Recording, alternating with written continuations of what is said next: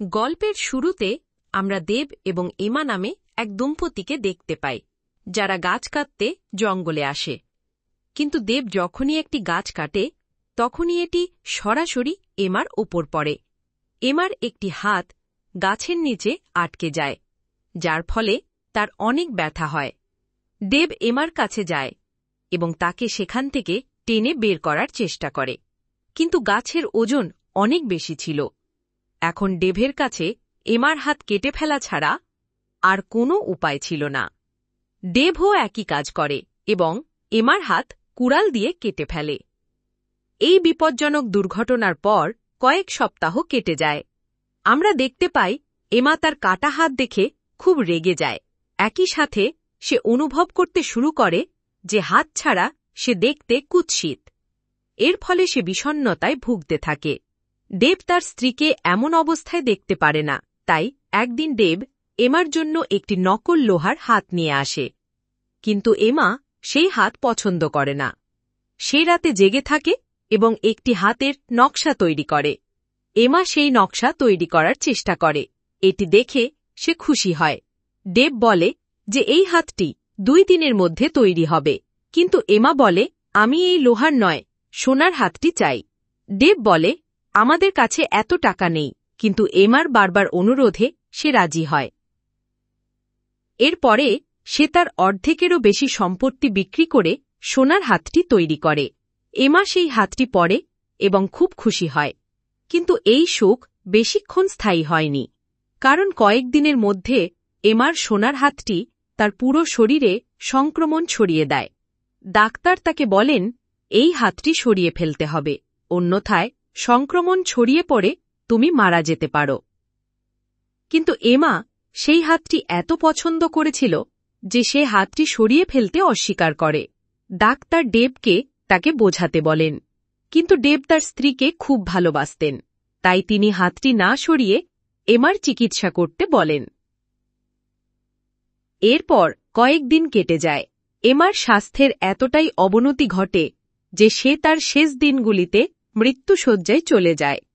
সে শ্বাস নিতে কষ্ট পাচ্ছিল, কিন্তু মৃত্যুর আগে দেবকে বলে আমার সোনালি হাতটি মৃত্যুর পরেও আমার সাথে কবর দিও।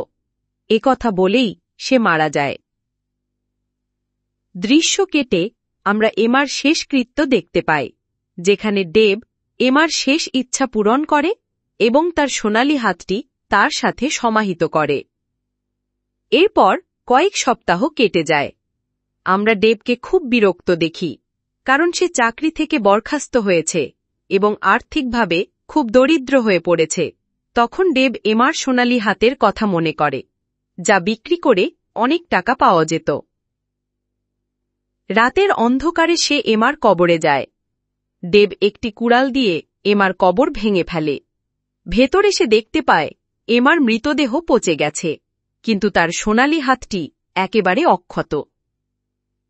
সে হাতটি বের করার চেষ্টা করে, কিন্তু হাতটি খুব শক্ত ছিল, তাই সে কুড়াল তুলে নেয় এবং হাতটি কেটে ফেলার কথা ভাবে। কিন্তু হঠাৎ এমার চোখ খুলে যায়। মনে হয় এমা বলছে এই হাতটি বের করো না। দেব এমার চোখ বন্ধ করে সেই সোনালি হাতটি কেটে ফেলে, কিন্তু এমার আবার চোখ খুলে যায়। এটি দেখে দেব খুব ভয় পেয়ে যায় এবং সাথে সাথে বাড়িতে ছুটে আসে। কিন্তু ঘরে প্রবেশ করতেই অদ্ভুত ঘটনা ঘটতে শুরু করে। বাতাস খুব জোরে বইতে শুরু করে। এমার একটি ছবি মাটিতে পড়ে যায় এবং ছবির চেহারা বদলে যায়। এটি দেখে দেব আতঙ্কিত হয়ে সোনালি হাত নিয়ে সিঁড়িতে দাঁড়ায়। হঠাৎ ঘরের দরজা স্বয়ংক্রিয়ভাবে খুলে যায় এবং একটি মহিলার ছায়া ভেতরে প্রবেশ করতে শুরু করে। দেব বিছানায় লুকিয়ে পড়ে। ছায়াটি আর কেউ নয়, এমা, যে জীবিত অবস্থায় ফিরে এসেছে। এমা ভয়ঙ্কর কণ্ঠে বলে আমার সোনালি হাত ফিরিয়ে দাও। এমা দরজা ভেঙে দেবের দিকে এগোয়। দেব চুপচাপ সোনালি হাত ফিরিয়ে দেয়। এমা হাতটি নিয়ে ফিরে যায়।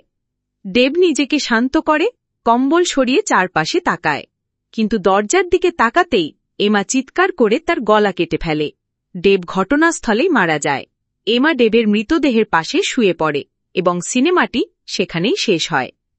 তো কেমন লেগেছে বন্ধুরা? ভালো লাগলে অবশ্যই চ্যানেলটি সাবস্ক্রাইব করো। পরবর্তী ভিডিওতে আবার দেখা হবে।